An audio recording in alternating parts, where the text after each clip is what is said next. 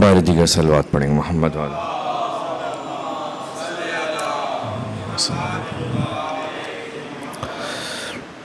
اعوذ باللہ من الشیطان الرجیم. بسم اللہ الرحمن الرحیم. الحمد للہ رب العالمین والصلاة والسلام على سيدنا ونبينا وطبيب قلوبنا وشفيع ذنوبنا ومولانا أبي القاسم محمد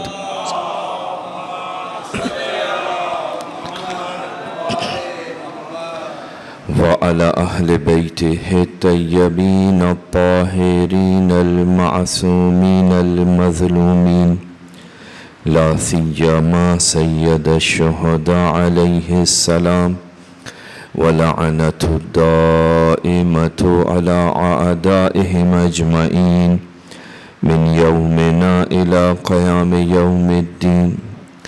أما بعد فقد قال الله سبحانه وتعالى في محكم كتابه أعوذ بالله من الشيطان الرجيم.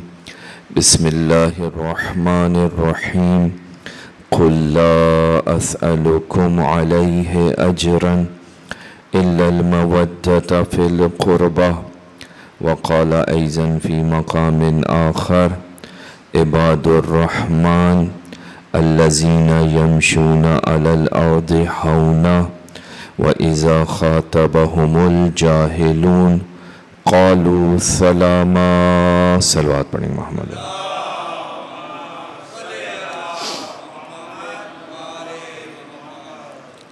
پروردگار آپ سب کی عبادتوں کو اپنی بارگاہ میں قبول فرمائے. آپ کو کوئی غم نہ دے سوائے غم اہل بیت کے. عزیزان محترم، پروردگار عالم کا شکر کہ اس نے ہم سب کو اپنی عبادت کا موقع فراہم کیا. پروردگار عالم کا شکر کہ اس نے ہمارا انتخاب اس فرش عزا پر بیٹھنے کے لیے کیا، اس فرش عزا کو بچھانے کے لیے کیا، اس فرش عزا کو آباد کرنے کے لیے کیا. کیونکہ عبادتیں تو ہم بہت سی کرتے ہیں، لیکن کچھ عبادتیں ایسی ہیں کہ جو اپنی ذات میں انفرادیت رکھتی ہیں. پروردگار عالم نے بہت ساری عبادتیں ہم پر واجب کی ہیں، ہم ان عبادتوں کو انجام دیتے ہیں، لیکن یہ وہ عبادت ہے کہ جسے پروردگار عالم واجب کرتا ہے لیکن انداز وجوب مختلف ہے. ایسا نہیں ہے کہ جیسے نماز کا وجوب، روزے کا وجوب، حج کا واجب ہونا، ایسا نہیں ہے، بلکہ یہ وہ عبادت ہے کہ جس کو پروردگار عالم نے غیر مستقیم، انڈائریکٹ، اپنے رسول کے ذریعے، اپنے حبیب کے ذریعے یہ پیغام پہنچا کر کہ ان لوگوں سے کہہ دو لا اسألکم علیہ اجرا الا المودۃ فی القربہ، کچھ نہیں چاہیے سوائے مودت اہل بیت کے. اور یہ فرش عزا اسی مودت اہل بیت کی علامت ہے. یہ عزاداری مودت اہل بیت کی نشانی ہے، کیونکہ اگر تمہیں محبت ہے تو اس کا مطلب ہے کہ تم اس مودت اور محبت کا اظہار کرو. خالی محبت یہاں دل کے اندر ہو، پروردگار ایسی محبت کو نہیں چاہتا. پروردگار چاہتا ہے کہ اس محبت کے اثرات، اس محبت کے نتائج تمہاری زندگی میں ظاہر ہوں. لہٰذا جب لوگوں نے آ کر رسول سے کہا یا رسول اللہ ہم اللہ سے محبت کرتے ہیں، تو پروردگار عالم کی طرف سے حکم آیا ان سے کہو اگر یہ اللہ سے محبت کرتے ہیں تو مجھ رسول کی اتباع کریں. اللہ کی محبت کا اظہار رسول کی اتباع اور پیروی سے ہوتا ہے.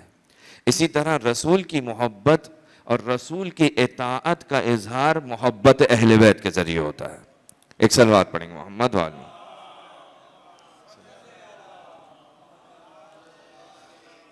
تو یہ اللہ کی عنایت ہے، اللہ کا کرم ہے کہ ہمیں عبادت کے لیے انتخاب کیا کہ جس عبادت کے انجام دینے کے لیے فرشتے آسمان سے زمین پر آتے ہیں.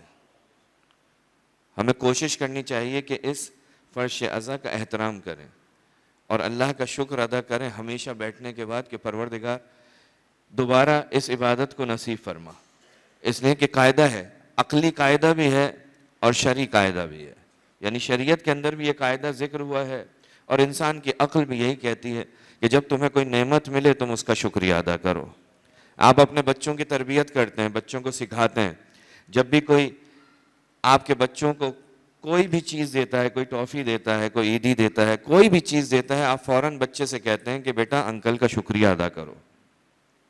کیوں؟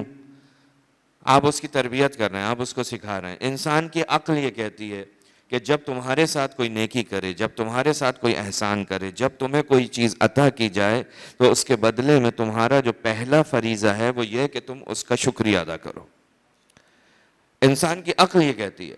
پروردگار عالم بھی اسی قاعدے قانون کو جو خالق عقل ہے اس نے قرآن مجید کے اندر یوں بیان کیا کہ لَإِن شَكَرْتُمْ لَأَزِيدَنَّكُمْ، اگر تم شکر کرو گے تو اس شکر کا نتیجہ یہ ہوگا کہ میں تمہاری نعمتوں میں اضافہ کر دوں گا.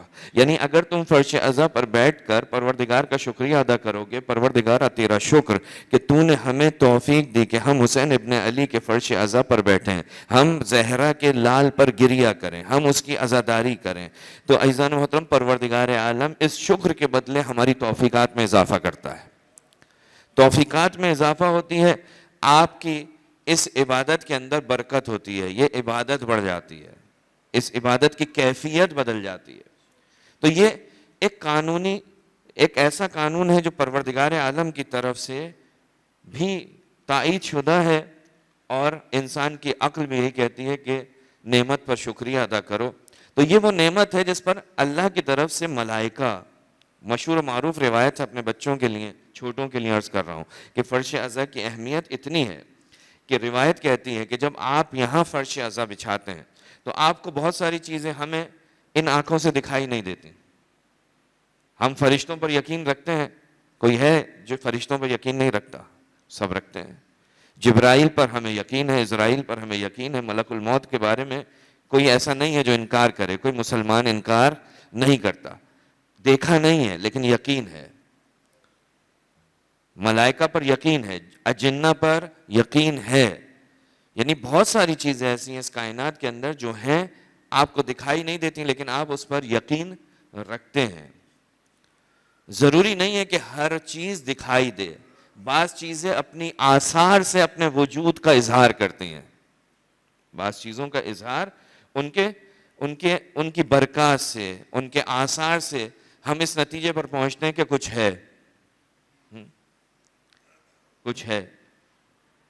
معصومین کے دروازے پر جاتے ہیں، ان کی عظمت کوئی نہیں جانتا، بہت سارے لوگ نہیں جانتے جو ان کے دروازے پر جاتے ہیں. امام حسین کے پاس بہت سارے ایسے لوگ آتے ہیں کہ جو امام حسین کو امام نہیں مانتے. کیوں آتے ہیں؟ کہا اس مقام پر جب ہم آتے ہیں تو یہاں سے ہمیں برکات ملتی ہیں، یہاں سے ہمیں ہماری حاجتیں پوری ہوتی ہیں. یعنی آثار اور برکات کو دیکھ کر اس شخصیت کا احترام کرنا شروع کر دیتے ہیں، اس کے وجود کے قائل ہو جاتے ہیں، اس کی عظمت کے قائل ہو جاتے ہیں. تو بہت ساری چیزیں ہیں جو آپ کو مجھے دکھائی نہیں دیتی لیکن ہیں، اور ہم مسلمانوں کے اندر اس کے انکار کرنے کی جرت بھی نہیں ہے. روایت کہتی ہے جب یہ فرش عزا بچھتا ہے تو میں اور آپ چاہے اس نور کو دیکھیں یا نہ دیکھیں، لیکن معصوم امام فرماتے ہیں جب زمین پر فرش عزا بچھتا ہے تو اس زمین سے نور آسمان کی طرف بلند ہوتا ہے. مجھے اور آپ کو دکھائی نہیں دے رہا لیکن آسمان پر رہنے والی نورانی مخلوق اس نور کو دیکھتی ہے. پروردگار سے کہتی ہے پروردگارہ یہ نور کیسا، یہ آسمان کی طرف یہ جو نور آ رہا ہے اس نور میں کیا ہے، یہ نور کیسا ہے، آج سے پہلے ہم نے نور نہیں دیکھا. پروردگار کہتا ہے یہ نور مجلس حسین ابن علی کا ہے. زمین پر فرش عزا بچھایا گیا ہے، اس فرش عزا سے یہ نور ساطع ہو رہا ہے. پروردگار سے کہتے ہیں پروردگارہ ہم چاہتے ہیں اس مجلس کے اندر شریک ہوں، آپ اور میں یہاں بیٹھے ہوئے ہیں، ہمیں صرف اور صرف مادی جسم دکھائی دے رہے ہیں، ہمیں وہ جسم دکھائی دے رہے ہیں کہ جو میٹر کے اوپر مشتمل ہیں، مادے پر مشتمل ہیں. لیکن یہاں پر صرف اور صرف اس فرش عزا پر یہ ہمارا ایمان ہے، ہمارا یقیدہ ہے. یہ اہل بیت علیہ السلام کے بیان کردہ معارف کی روشنی میں بات کر رہا ہوں کہ ان کی روایات کی روشنی میں صرف اس جگہ پر وہ ہم جیسے لوگ نہیں ہیں بلکہ ایسی مخلوق بھی ہے جو آپ کو مجھے دکھائی نہیں دے رہی. چھٹے امام جعفر صادق علیہ السلام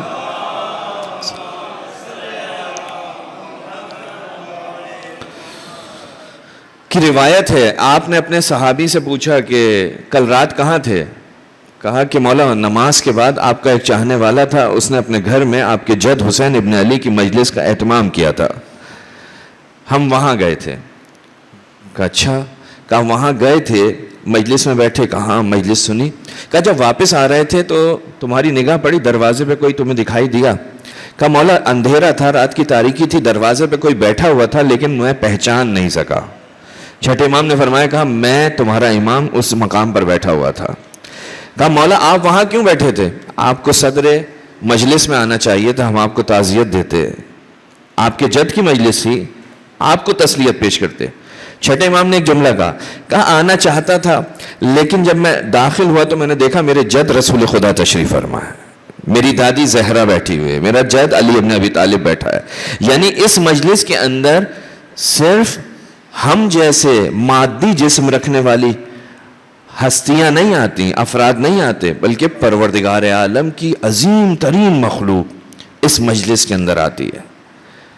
تو ایک طرف یہ ہستیاں، دوسری طرف آسمان سے ملائکہ کہتے ہیں پروردگارہ ہم چاہتے ہیں زمین پر پہنچیں اور زمین پر پہنچنے کے بعد اس فرش عزا پر بیٹھیں اور اس کی برکتوں سے استفادہ کریں.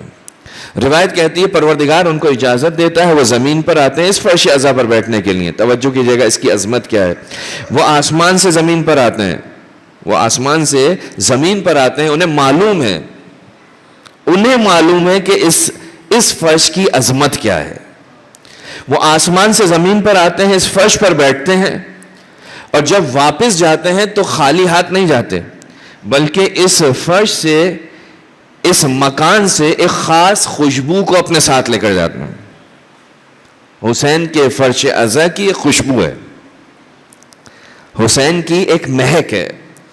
روایت کہتی ہے کہ وہ خوشبو کو واپس اپنے ساتھ لے کر جاتے ہیں اور جب وہ آسمان کی طرف جا رہے ہوتے ہیں تو راستے میں انہیں ملائکہ کا ایک اور گروہ ملتا ہے اور ان سے پوچھتا ہے کہ بھائی کہاں سے آ رہے ہو، یہ خوشبو کہاں سے لے کر آ رہے ہو، یہ جو تم مہک رہے ہو یہ خوشبو کہاں سے آئی؟ کہا زمین پر گئے تھے، حسین کی مجلس میں شرکت کی، وہاں سے ہمیں یہ خوشبو عطا ہوئی.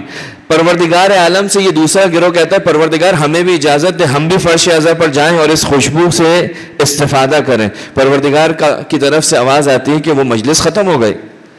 یہ اصرار کرتے ہیں، پروردگار کہتا ہے اچھا جاؤ، جس جگہ مجلس ہو رہی تھی اس جگہ سے اپنے آپ کو مس کرو اور واپس آؤ. یہ ہے فرش عزا، یہ ہے حسین ابن علی سے منسوب اشیاء. وہ چیزیں جو حسین ابن علی سے منسوب ہو جاتی ہیں، پروردگار عالم ان کے اندر ایک خاص معنویت پیدا کرتا ہے. ملائکہ اپنے آپ کو در و دیوار سے مس کر رہے ہیں، ہمیں سمجھ میں آئے یا نہ آئے. عزیزان محترم معاملہ کچھ اور ہے. حسین کا مقام پروردگار عالم بیان کرنا چاہتا ہے، بتانا چاہتا ہے حسین کو پہچانو. حسین کون ہے؟ حسین کی شخصیت وہ شخصیت ہے کہ جس کو کوئی نہیں پہچان سکا. پروردگار عالم نے حسین ابن علی کو جو خصوصیات عطا کی ہیں، افضلیت اس کائنات کے اندر سب سے افضل ترین شخصیت رسول خدا کی، رسول خدا کے بعد افضل ترین شخصیت مولا کائنات حضرت علی ابن ابی طالب علیہ السلام کی. اس کے بعد اگر ائمہ معصومین کے اندر، لیکن ان افضلیت کے باوجود، اس برتری کے باوجود، جس شخصیت کو پروردگار عالم نے کچھ ایسی خصوصیات عطا کی ہیں. دیکھیں خصوصیات کا مطلب یہ نہیں ہے کہ برتر ہو گئے. خصوصیات کا مطلب کسی کے ذہن کے اندر یہ بات نہ ہے کہ حسین ابن علی کے ظاہر کے لیے پروردگار نے کہا ایک قدم اٹھاؤ گے حج کا ثواب، دوسرا قدم اٹھاؤ گے عمرے کا ثواب. جتنے قدم زیادہ ہوں گے اتنے زیادہ عمرے اور حج. یہ کسی کی زیارت میں نہیں ملتا. یہ حسین ابن علی کو پروردگار عالم نے خاص طور پر عطا کیا ہے. یعنی برتری رسول خدا، برتری امیر المومنین. لیکن خواص جو حسین ابن علی کو پروردگار عالم نے عطا کی ہیں وہ دنیا میں کسی کو عطا نہیں کیے. کون ہے حسین ابن علی؟ کہ پوری کائنات کے اندر جیسے ہی چاند رات ہوتی ہے، آج 20 دن ہو گئے اس فرش عزا کو بچھے ہوئے، آج 20واں دن بھی رخصت ہو رہا ہے. 20 دن ہو گئے، پوری کائنات میں ہر جگہ حسین حسین حسین حسین ہو رہا ہے. سیاہ لباس لگائے جاتے ہیں، سیاہ پرچم لہرائے جاتے ہیں، عزاداری ہوتی ہے. کیوں؟ کیا کسی انسان کے اندر اتنی طاقت ہے کہ وہ اس کام کو انجام دے سکے؟ یہ پروردگار عالم کی عنایتیں ہیں. اگر کوئی انجام دے رہا ہے تو اسے شکر پہ شکر پہ شکر ادا کرنا چاہیے کہ مجھے یہ توفیق ملی، مجھے پروردگار عالم نے اس قابل سمجھا. حسین ابن علی کا مقام کیا ہے؟ ملائکہ انبیاء پریشان ہیں، انبیاء نہیں سمجھ سکے پروردگار عالم یہ کیسی شخصیت ہے. عزیزان محترم، کہیں تاریخ میں نہیں ملتا کہ کسی نبی کی قبر بننے سے پہلے اس کی قبر کی کسی نے زیارت کی ہو. رسول خدا کی قبر بن گئی تو پھر رسول خدا کی قبر جو ہے وہ زیارت گاہ بنی ہے. امیر المومنین کی قبر بن گئی، اس کے بعد وہ زیارت گاہ بنی ہے. ایک قبر ایسی ہے کہ ابھی صاحب قبر اس قبر کے اندر نہیں گیا تھا، آدم سے لے کر خاتم تک ہر نبی اس قبر کے اوپر جا رہا تھا اور گریہ کر رہا تھا. صرف ایک قبر ہے. پروردگار عالم کہتا ہے مٹی کھانا حرام. ہاں، ایک قبر ایسی ہے کہ جس کی تربت کو تم شفا کے لیے کھا سکتے ہو. یعنی پروردگار عالم نے حسین ابن علی علیہ السلام کے ساتھ جو کچھ چیزیں رکھی ہیں وہ ہماری سمجھ سے بالاتر ہیں. لہذا یہ حسین ابن علی کی عزاداری، یہ ماتمداری، یہ فرش عزا، ہر وہ چیز جو امام حسین علیہ السلام سے منسوب ہے، اس کی خاص اہمیت ہے. اگر ہم اس کی اہمیت کو مد نظر رکھیں گے، اگر ہم ان چیزوں کا خیال رکھیں گے تو ہم اس فرش عزا سے فیضیاب ہوں گے. اگر ہم نے خدا نخواستہ کوئی کوتاہی کی تو عزیزان محترم یہ ضرور ہے. ایک صلوات پڑھیں گے محمد والوں.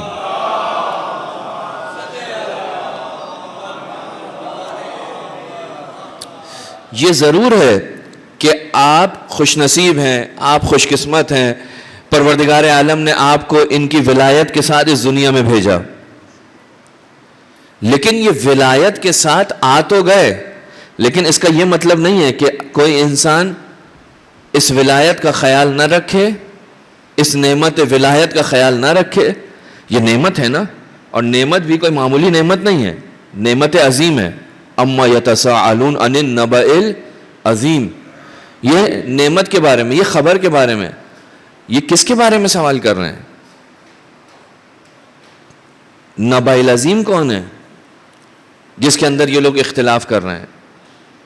کون سی چیز تھی اس میں اختلاف کر رہے ہیں؟ ثم لتسألن یومئذ عن النعیم.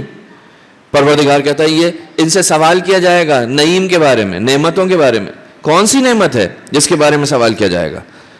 نعمتیں بہت ساری ہیں. معصومین سے پوچھا گیا، مولا سے پوچھا گیا، چھٹے امام سے، کہا مولا یہ نعمتیں کون سی ہیں؟ کہا تم بتاؤ کیا کہتے ہو؟ کہا لوگ کہتے ہیں یہ جو دسترخوان پہ پروردگار عالم نے ہمیں عطا کی ہیں یہ نعمتیں. تو چھٹے امام نے فرمایا، کہا کہ تو پروردگار کو اپنی طرح سے سمجھتا ہے. کسی کو اپنے گھر بلانے کے بعد اگر کوئی انسان اس کے کھلانے کے بعد اس کو گنوانا شروع کر دے، میں نے تجھے یہ کھلایا، میں نے تمہیں یہ کھلایا، میں نے تمہیں یہ کھلایا، تو تم ایسے شخص کے بارے میں کیا کہو گے؟ کہا وہ بخیل ہے، عجیب انسان ہے، پہلے بلاتا ہے، کھلاتا ہے، پھر گنواتا ہے. کہ پروردگار عالم اس سے اجل ہے، پروردگار عالم یہ کام نہیں کرتا. کہا مولا پس یہ کون سی نعمت ہے جس کے بارے میں سوال ہوگا؟ کہا نعمت ولایت، ہماری ولایت کے بارے میں پروردگار سوال کرے گا. تو عزیزان مطلب یہ نعمت ولایت ایسے ہی آپ کو مفت میں نہیں ملی. یہ توجہ رکھیے، یہ جو آپ اس فرش عزا پر آئیں، یہ جو آپ کے دل میں محبت اہل بیت ہے، یہ جو آپ کے دل میں حسین ابن علی کی محبت ہے، یہ کسی عمل کا نتیجہ ہے، کسی کام کا نتیجہ ہے کہ جس کام کی وجہ سے پروردگار عالم نے جب آپ کو اس دنیا میں بھیجا تو محبت اہل بیت کے ساتھ بھیجا.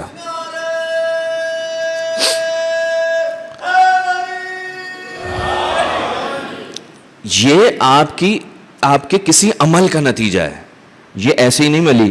پروردگار عالم بغیر کسی وجہ کے آپ کو اتنی بڑی نعمت دے رہا ہے. نہیں, اگر ایسا ہی ہوتا تو کل قیامت میں بہت سارے لوگ ہوں گے جو پروردگار کی طرف انگلی اٹھا کر کہیں گے پروردگارا تو نے ہمیں یہ نہیں دی تھی اس لیے ہم اس سے خالی رہے, انہیں دے دی تھی, انہیں ایسے گھرانوں میں پیدا کیا جہاں پر لوگ ولایت رکھتے تھے, تیرے ولی کو مانتے تھے, تیرے نبی کو مانتے تھے, ان کو ولایت مل گئی ان کے ماں باپ کی طرف سے, ہمیں نہیں ملی. ہمارے ماں باپ کی اس میں ہمارا کیا قصور ہے؟ نہیں عزیزان محترم, یہ جو خلقت ہوئی ہے آپ کی ان گھرانوں میں کہ جہاں پر محبت اہل بیت پائی جاتی تھی, یہ پروردگار عالم کا جو تحفہ آپ کو ملا, اس کا سبب کیا ہے؟ چھٹے امام جعفر صادق علیہ السلام فرماتے ہیں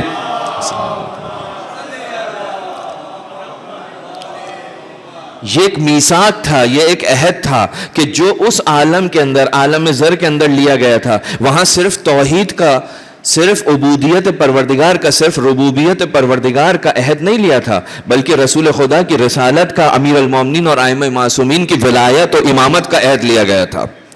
اور وہاں پر جس شخص نے جس انداز میں اس عہد کو قبول کیا, وہاں پر جس شخص نے جس طرح سے جس انداز میں قبول کیا, سب نے ایک ہی لمحے میں پروردگار عالم کی توحید اور ربوبیت کا اعلان نہیں کیا تھا. جس نے جس طرح سے اعلان کیا دنیا کے اندر وہ اسی اعتبار سے آتا رہا. جس نے ولایت اہل بیت علیہ السلام کا وہاں اقرار کیا, پروردگار عالم نے اس دنیا کے اندر اسے ولایت امیر المومنین اور ائمہ معصومین کے ساتھ خلق کیا. اس دنیا میں جب وہ آیا ولایت کو لے کر آیا, لیکن یہ ولایت کو لانا کافی نہیں تھا, یہ لے کر آیا اللہ کی نعمت. ایک چیز آپ کو مل گئی, مجھے مل گئی, اب اس کو باقی رکھنا ہماری ذمہ داری ہے. وہاں جو عمل انجام دیا تھا اس کا نتیجہ آپ نے دیکھ لیا, لیکن اگر اس نعمت کا خیال نہیں کیا کہ پروردگار کا قانون ہے, اگر تم نعمت کا صحیح استعمال نہیں کرو گے تو نعمت ضائع ہو جائے گی. نعمت ضائع ہو جاتی ہے, اور نعمت کا ضائع ہونا یعنی کفران نعمت.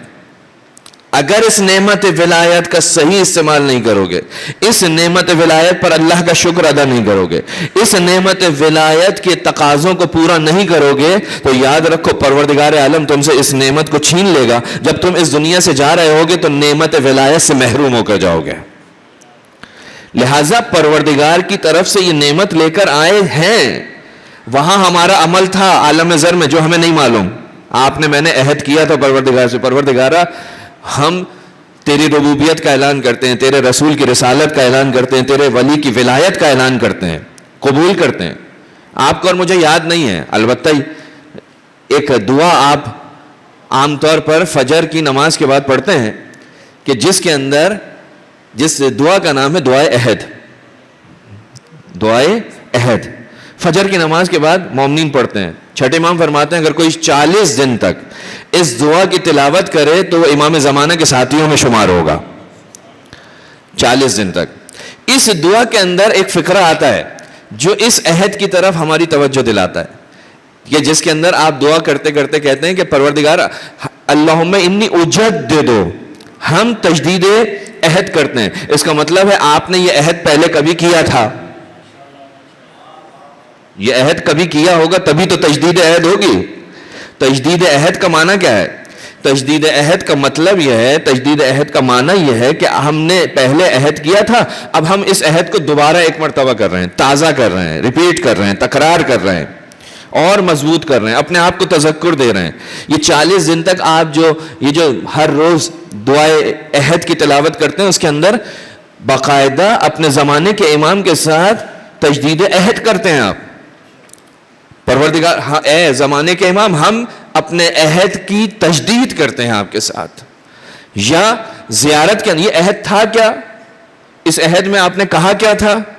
یقیناً ہم سب کا, اس وقت یہاں جتنے بھی مومنین بیٹھے ہیں ان سب کا عقیدہ یہی ہے, اور اس عقیدے پر وہ قائم بھی ہیں, اور اس کا اظہار بھی ہم سب مختلف انداز میں مختلف زیارتوں میں جو ائمہ معصومین سے ہم تک پہنچی ہیں ان کے ذریعے ہم اس عقیدے کا اظہار بھی کرتے ہیں. اس کائنات کے اندر انسان کے لیے جو بہت زیادہ اہم ترین افراد ہیں ان میں ایک گروہ ہے والدین کا, انسان کو بہت زیادہ عزیز ہے. ہاں اکثر زیارتوں کے اندر ایک جملہ آپ تلاوت کرتے ہیں، بے ابی انت و امی. امام حسین کی زیارت پڑھتے ہیں، بے ابی انت و امی یا ابا عبداللہ، اے ابا عبداللہ آپ پر میرے ماں باپ قربان. یہ کیا ہے؟ یہ جو آپ کہہ رہے ہیں مولا آپ پر میرے ماں باپ قربان، آپ کیا کہنا چاہتے ہیں؟ یہ کیا چیز ہے؟ یہ اسی عہد کا ایک فقرہ ہے جو آپ عالم زر میں کر کے آئے تھے، جو آپ نے، میں نے، اہل بیت کے ماننے والوں نے، ولایت رکھنے والوں نے اس عالم زر کے اندر عہد کیا تھا. اس کا ایک فقرہ یہی ہے کہ پروردگارہ میں میرے ماں باپ قربان. اور اگر اس مکمل جملے کو آپ دیکھنا چاہتے ہیں تو اس کو بھی دیکھ سکتے ہیں. ایک زیارت ہے، زیارت سرداب، مفاتیح الجنان کے اندر موجود ہے. جو افراد سامرہ کی زیارت پر گئے ہیں انہوں نے وہ زیارت وہاں پڑھی ہوگی. جو نہیں گئے پروردگار ان کو اس مقام کی زیارت نصیب فرمائے، اور ہم سب کو جو گئے ہیں ان کو بھی بار بار ان مقامات کی زیارت نصیب فرمائے. وہاں زیارت سرداب یعنی وہ جگہ جہاں آپ کے زمانے کے امام کی ولادت ہوئی تھی، اس جگہ پر جب جاتے ہیں تو وہاں پر ایک زیارت نامہ ہے جو زیارت کی کتابوں کے اندر مفاتیح الجنان کے اندر موجود ہے. اس زیارت کے اندر بھی اس عہد کا تذکرہ ہوا ہے کہ وہاں پر آپ یہ جملے وہاں پر ملتے ہیں کہ پروردگارہ میں اپنا مال، میں اپنی جان، میں اپنے ماں باپ، میں اپنی اولاد، جو کچھ تو نے مجھے عطا کیا ہے میں سب کچھ ان کے اوپر قربان کرتا ہوں، ان کے اوپر قربان کرتا ہوں، ابذل و بذل کرتا ہوں، ان کی راہ میں خرچ کرتا ہوں. لہذا اگر امام حسین علیہ السلام کی گفتگو دیکھیں، جو امام حسین علیہ السلام جب مکے سے نکلے ہیں، مدینے سے مکے آئے، اور جب مکے سے نکلے تھے تو امام نے جو گفتگو کی ہے، اس گفتگو کے اندر امام حسین علیہ السلام نے جو ایک بات بالکل واضح کی ہے، اس طرح سے واضح کی ہے کہ کسی کے ذہن میں کسی قسم کا کوئی شک اور گمان باقی نہ رہے کسی کے ذہن میں. کیوں ضرورت پیش آ رہی ہے امام کو؟ اس لیے کہ امام سے پہلے کسی بھی معصوم نے اس طرح سے کوئی قدم اٹھایا ہی نہیں تھا. رسول خدا نے جنگیں کی. رسول خدا جب مکے سے مدینے آئے ہیں تو رسول خدا نے ایک جنگ تو نہیں، متعدد جنگیں کی. خیبر، خندق، احد، یہ ساری کی ساری رسول خدا کی سربراہی میں ہو رہی ہیں. رسول خدا ناظر ہیں، رسول خدا دیکھ رہے ہیں، رسول خدا سارے کے سارے افراد کو مقرر کر رہے ہیں، لوگ جا رہے ہیں، جنگوں میں شرکت کر رہے ہیں. لیکن کہیں وہ الفاظ، وہ کلمات جو حسین ابن علی نے مکے سے نکلتے وقت کہے، کسی نے نہیں کہے. رسول خدا نے کسی سے یہ نہیں کہا کہ جس کو مرنا ہے وہ آ جائے جنگ احد میں. رسول خدا نے کہا کوئی نہیں آتا. رسول خدا نے کہا جنگ خیبر کے اندر لوگ تو رسول خدا کی صرف یہ ایک خبر اڑی احد کے اندر کہ رسول خدا شہید ہو گئے، اللہ کا نبی محمد مصطفیٰ مارا گیا، تو تاریخ اسلام یہ بتاتی ہے کہ لوگ بہت سارے اس وقت اس میدان سے بھاگ گئے، میدان چھوڑ کر چلے گئے. یعنی صرف انہوں نے یہ سنا، وہ شیطان کی، ابلیس کی آواز جو اس میدان کے اندر گونجی کہ اللہ کا نبی محمد مصطفیٰ شہید ہو گیا، مارا گیا، تو روایت تاریخی یہ بتاتی ہیں کہ بہت سارے لوگ ایسے تھے کہ جو اس میدان کو چھوڑ کے چلے گئے. یعنی ابھی رسول خدا شہید نہیں ہوئے، ابھی صرف ایک آواز گونجی تھی. چند افراد تھے کہ جو رسول خدا کے قریب تھے، جو اپنے جسم کے اوپر زخم لے رہے تھے، تلواروں کے حملوں کا سب سپر بنے ہوئے تھے، رسول خدا محفوظ رہے. اکثریت فرار کر رہی تھی. یعنی رسول خدا کی کوئی بھی جنگ اٹھا لیں، کہیں پر بھی یہ چیز نہیں ہے. اس کے برعکس کیا ملتا ہے؟ اس کے برعکس ہمیں یہ ملتا ہے کہ رسول خدا کے ساتھ جو جنگ کرنے جاتے تھے ان کی نظر مال غنیمت پر ہوتی تھی، ان کی نگاہ میں موت نہیں ہوتی تھی. موت برحق ہے، یقیناً سب کا عقیدہ ہوگا، ان کا بھی عقیدہ ہوگا مرنا ہے، لیکن ان کی نگاہ میں یہ نہیں ہوتا تھا کہ اس جنگ میں جاؤں گا تو مر جاؤں گا.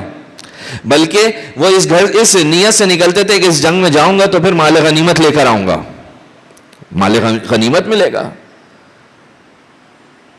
اسلام کی راہ میں، مثلا پازیٹیو بات کروں، اسلام کی راہ میں جہاد کروں گا، جہنم میں کفار کو پہنچاؤں گا، اور پھر ساتھ ساتھ مال غنیمت بھی ملے گا۔ رسول خدا نے کسی کو کبھی یہ کہا کہ جس کو مرنا ہے وہ آ جائے، جنگ خیبر میں جا رہا ہوں جس کو مرنا ہے آ جائے، جنگ خندق میں جا رہا ہوں جس کو مرنا ہے آ جائے، جنگ احد کے لیے جا رہا ہوں جس کو مرنا ہے آ جائے، رسول خدا نے کبھی نہیں کہا۔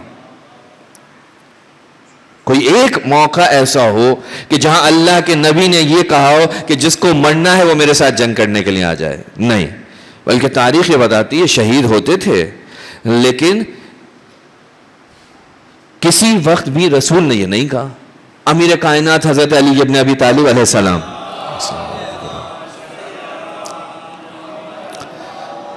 نے چند جنگیں اپنی زمانہ خلافت میں کی۔ ظاہری خلافت کا زمانہ جب آیا تو امیر المومنین نے چند جنگیں کی۔ امیر المومنین نے کبھی کسی جنگ کے اندر لوگوں کو بلاتے وقت یہ نہیں کہا کہ جس کو مرنا ہے میرے ساتھ آ جائے۔ لوگ تو آنے کے لیے تیار نہیں تھے، پہلی جنگ میں آ گئے، دوسری جنگ میں آنے کو تیار نہیں ہے۔ امام حسن مجتبیٰ کو جا کر مولا کائنات بھیجتے ہیں کہ جاؤ تقریر کرو، امام حسن مجتبیٰ جا کر تقریر کرتے ہیں تو پھر کچھ لوگ آتے ہیں۔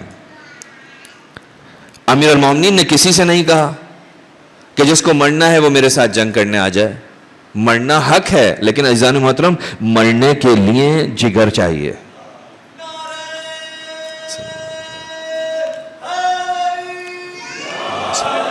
میں اپنی جان قربان کرتا ہوں یہ کہنا آسان ہے، میں اپنی جان آپ پر قربان کرتا ہوں کہنا آسان ہے، لیکن جب سامنے موت ہو اس وقت یہ انسان اپنی جان دے دے، یہ ہے کمال۔ تو رسول خدا نے کسی کو دعوت نہیں دی موت کی، امیر المومنین نے کسی کو دعوت نہیں دی موت کی، امام حسن مجتبیٰ نے جنگ کی، امام حسن مجتبیٰ نے کسی کو دعوت نہیں دی۔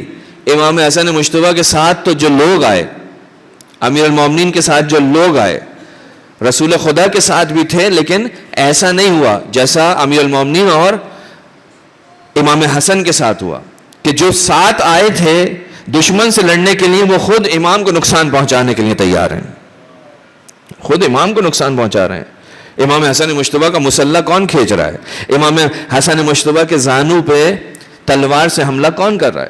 باہر سے نہیں آیا، وہی ہے جو امام کے ساتھ اس میدان میں آیا تھا، اس جنگ کے لیے آیا تھا، وہی ہے، کوئی اور نہیں ہے۔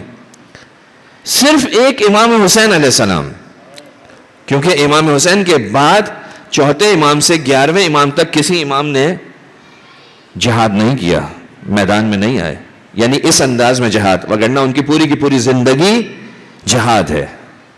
دشمن کے سامنے، ظالم کے سامنے، قاتل کے سامنے اپنے چاہنے والوں کو زندہ رکھنے کی تدبیر جو ائمہ معصومین نے کی، جو طریقہ انتخاب کیا، جو روش انتخاب کی، اس سے بڑا جہاد کچھ نہیں ہو سکتا۔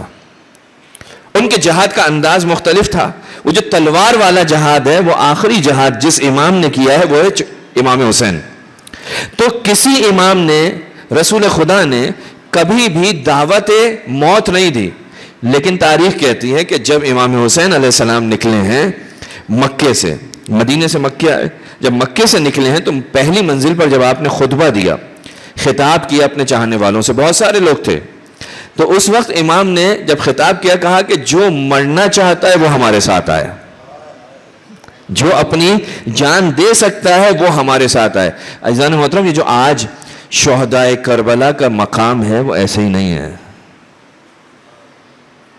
شہدائے کربلا، یہ جو حسین ابن علی کے اوپر اپنی جان دینے کے لیے کربلا میں آئے تھے، ان کی عظمت، ان کا مرتبہ کہ معصوم امام ان کو سلام کر رہا ہے، آپ اور میں نہیں، معصوم امام ان کو سلام کرتا ہے۔ کیوں کرتا ہے؟ کیونکہ یہ وہ افراد ہیں، یہ وہ افراد ہیں کہ جنہوں نے اپنی موت کو اپنی آنکھوں کے سامنے دیکھا اور پھر حسین کی نصرت کی، حسین کی مدد کی۔ یہ عہد کہاں کیا تھا؟ عالم زر میں، عالم زر میں۔ جس نے جیسے کیا تھا اسی اعتبار سے اس دنیا کے اندر اس نے اس عہد کو عملی جامہ پہنایا.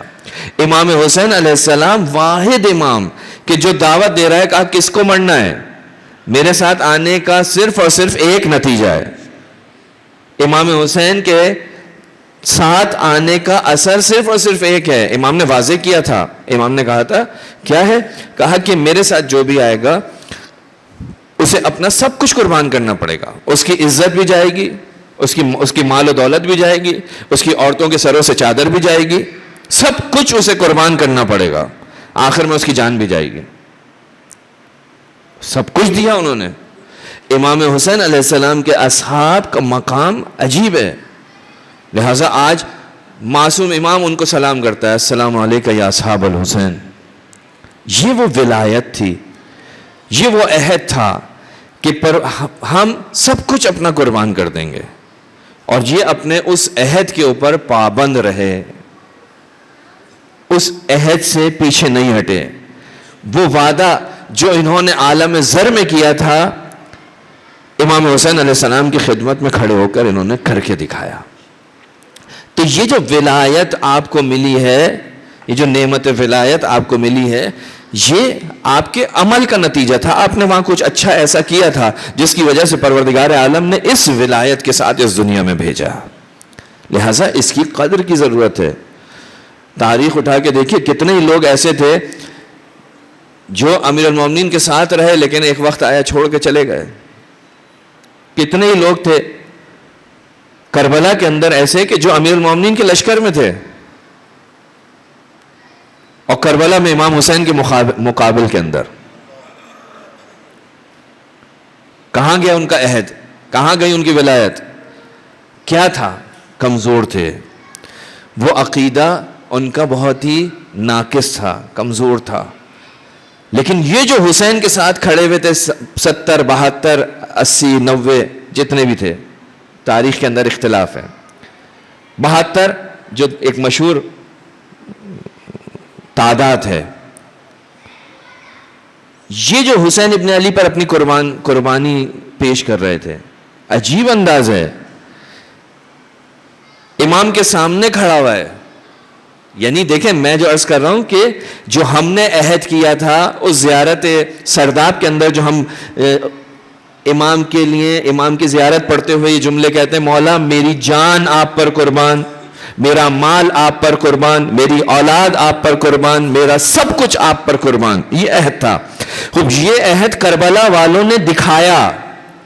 امام کے سامنے کھڑا ہوا ہے, امام نماز پڑھ رہے ہیں, تیروں کو اپنے سینے پر لیتا ہے, جب زمین پر گرتا ہے امام کے زانو پر آتا ہے تو اس کی زبان کے اوپر ایک جملہ ہے, اوفیت یا ابن رسول اللہ, اے فرزند رسول میں نے وفا کی, میں نے وہ جو عہد کیا تھا اس کو نبھا دیا, اس کو پورا کر دیا. حبیب ابن مظاہر کی آغوش میں سر ہے حسین کے چاہنے والے کا. اس وقت جب اس کی جان نکل رہی ہے اسے اپنی فکر نہیں ہے, اپنی اولاد کی فکر نہیں ہے, اپنی بیوی کی فکر نہیں ہے. اس وقت اشارہ کرتا ہے امام حسین کی طرف, کہا کہ اسی کا بحاظ الرجل, میں تجھے وصیت کرتا ہوں اس شخص کا خیال رکھنا. یعنی جب تک تو ہے اس وقت تک حسین ابن علی کو کچھ نہیں ہونا چاہیے. تو عزیزان محترم, یہ افراد جو حسین ابن علی علیہ السلام کے ساتھ آئے تھے, یہ اصلاً ان کا مقام علیحدہ ہے. حسین کے اصحاب کا مقام علیحدہ, حسین ابن علی کا مقام علیحدہ. ایک صلوات پڑھیں گے محمد وآل محمد.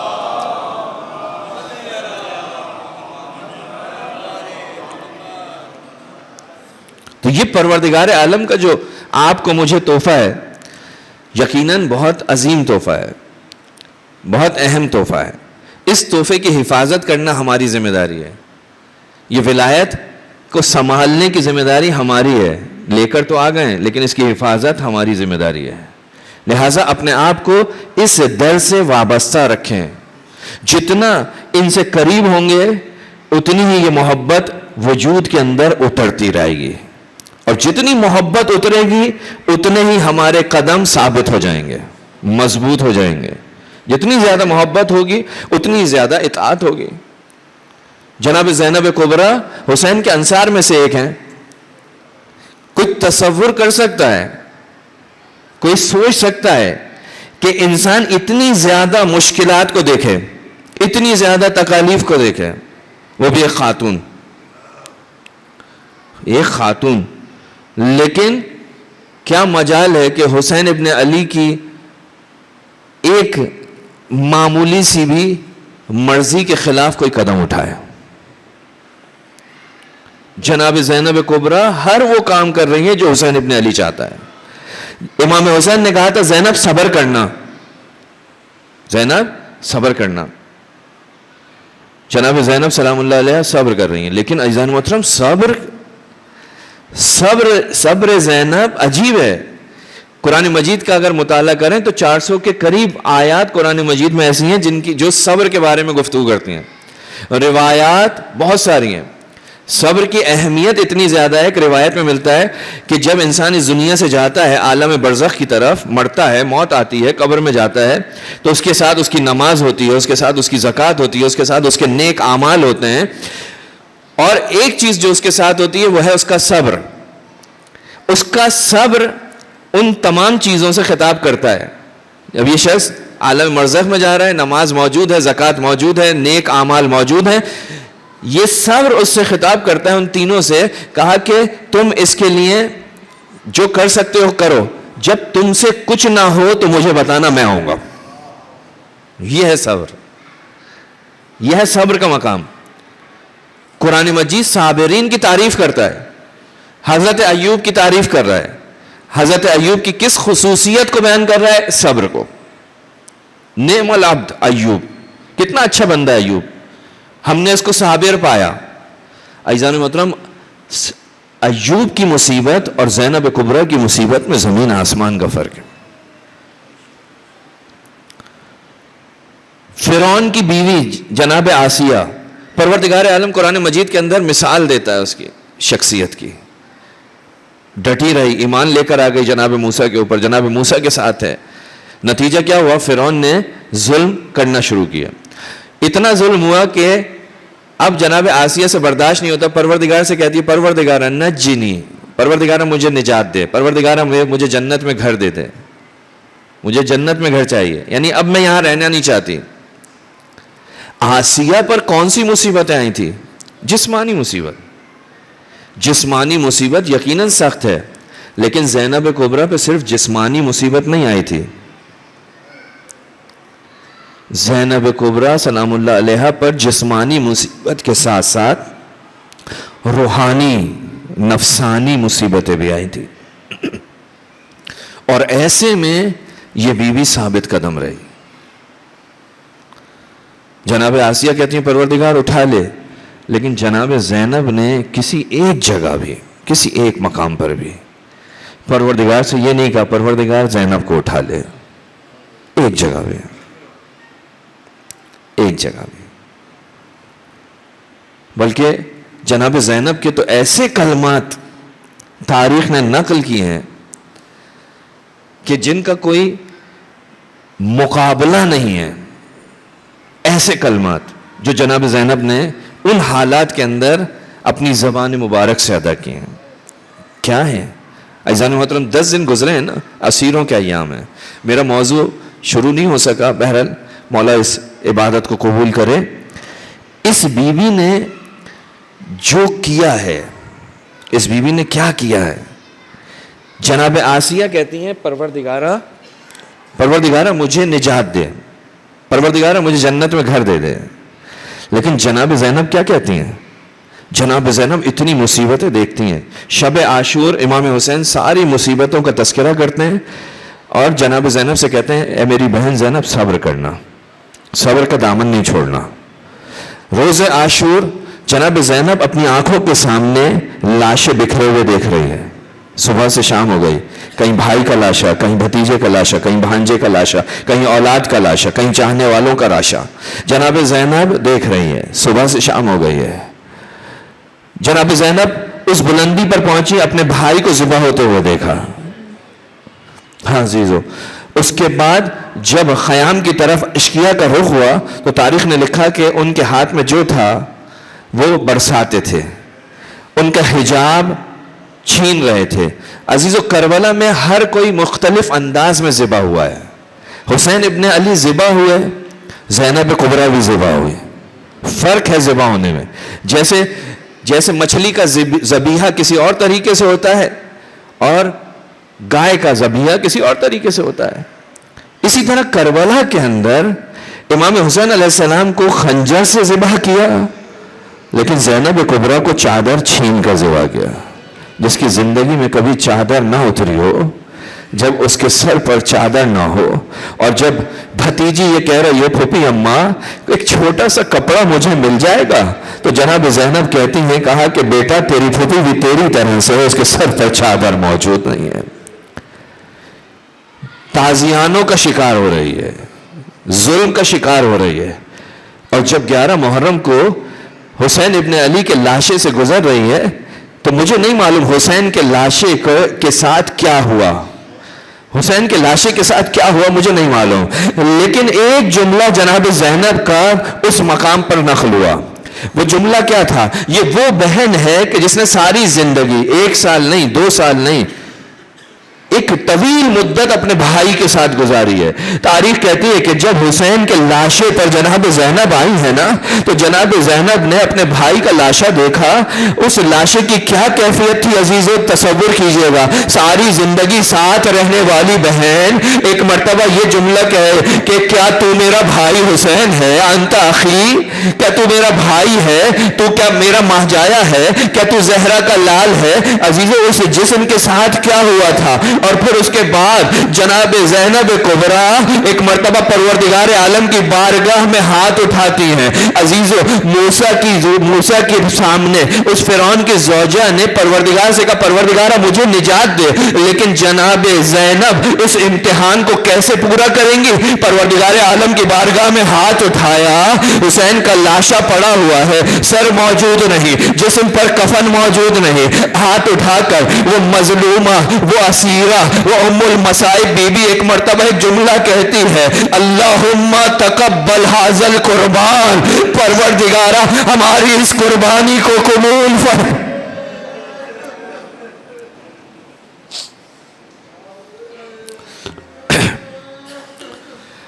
الا لعنۃ اللہ علی قوم الظالمین وسیعلم الذین ظلموا ای منقلب ینقلبون.